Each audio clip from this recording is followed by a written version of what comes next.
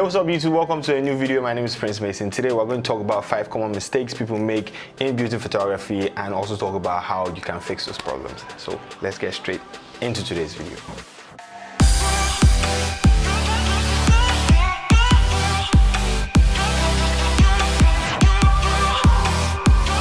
So before we get into this video, I want to tell you guys about this skin tone lock pack that I just put out. It's for medium to dark skin tone people. You guys should definitely check it out. I'll put a link in the description below and also put a card up here so you guys can click and go watch that video. It is the first digital product I'm putting out and I hope you guys love it. I'm pretty excited about this thing, just putting out something that I've been working on for like a long time for you guys to like check out and use. Is just something that is really important to me. So let's get into today's video and talk about 5 common mistakes people make in beauty photography. And the first one is shooting with the wrong gear. And I'm not talking about lights or cameras, basically I'm talking about lenses. If you are shooting with a lens that's wide, probably like 50mm or anything under 70, it tends to distort the face and the person's head looks bigger. So it's something that you guys should definitely look into, getting longer lenses, something from like an 85. But if I was to advise you get the 100mm lens. That is my favorite focal length for beauty photography, and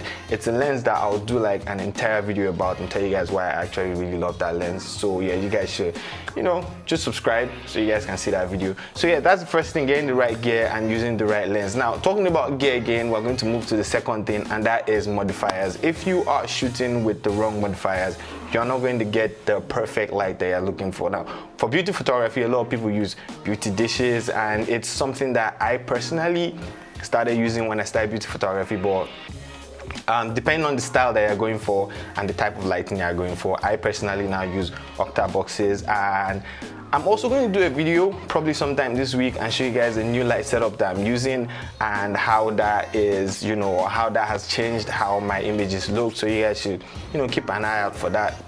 Talking about modifiers, I right now use the 90cm octa box, and I take away the inner diffuser and it just works perfectly. So picking the right modifier for the right light setup is something that you guys should definitely do. So talking about modifiers and lighting, now learning how to light perfectly is really important when it comes to beauty photography. Understanding how close your light should be to your subject and how far away it should be to your subject, and why putting your light far away from your subject is going to give you a particular effect is something that you guys should definitely know. When I started, or even to like recently, I still see a lot of people that make these mistakes. They don't know why the light's close to your subject and why the light should be far away from their subject. So this is something that you should put at the back of your mind. Learn and understand lighting is a common problem when it comes to beauty photography. A lot of people do not know why they are using that particular light setup. So there are different light setups you can learn that you use for beauty photography. You can either use the butterfly light setup or you can use the loop. Those are the 2 light setups that I recommend. So you guys should definitely go read about that, or I'll probably make a video about that and show you guys the type of light setup again that I use when it comes to beauty photography. Now, composition is really important in beauty photography, and I know it's not like shooting outdoors where you're trying to get like straight lines and all that stuff, rule of thirds and all that, because the person is meant to be like in frame and in your face basically when it comes to beauty photography. So getting the right composition is really important. And what do I mean by that? Most people shoot above eye level when it comes to beauty photography, and it just makes the image not look as flattering as it's supposed to be. So the highest you should go when it comes to shooting your subject is be on the same eye level with them, or just be, typically I just go a little lower than my subject so I can be looking up at my subject, and it just gives this more exciting look than just shooting your subject directly or being, slightly above your subject. Another mistake people make when it comes to beauty photography is retouching. People think you have to like over retouch, like process that image to the point where it's extremely smooth. That's how I felt when I started this thing, and right now if you look at my work and you look at my retouching, it's a lot more toned down than before. I'm not trying to make the people look too smooth and all that stuff, and people just think high-end retouching is doing too much. Meanwhile, high-end retouching is actually not doing too much, or doing so much that it actually doesn't seem like you've done anything. Am I making any sense here? I hope you guys understand. So people tend to over retouch their images, and it's a serious mistake when it comes to beauty images. I feel like you should actually just keep it really simple. Try to get your images to look as good as possible from the camera, so you really do not have to do a lot in post. Now, bonus tip, now that we're talking about retouching, some people tend to have this whole I'll fix it in post mentality, and that's just wrong.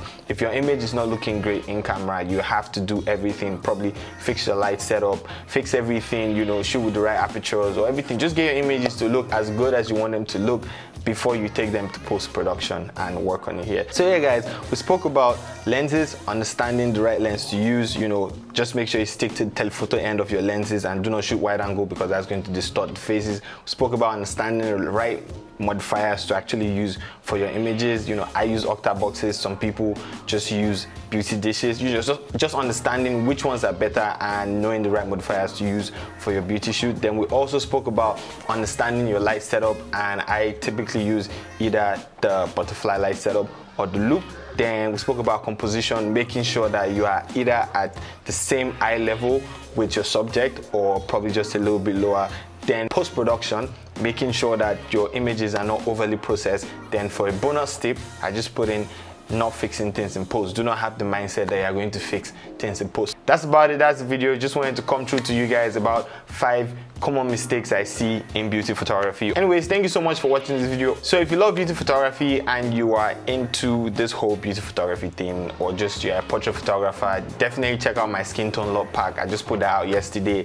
I'm very excited about putting out a product for you guys to purchase. But if you are not going to purchase that product, then definitely check out the free actions that I put out for whitening eyes and teeth. Yes, but if you purchase my beauty lock pack and you use it, tag me in the images. Let me see what it looks like so that I can give you a shout out for purchasing it. So thank you for watching this video. Definitely subscribe to this channel and give this video a thumbs up if it helped you in any way. I'll see you guys in the next video. Have an amazing weekend. Peace.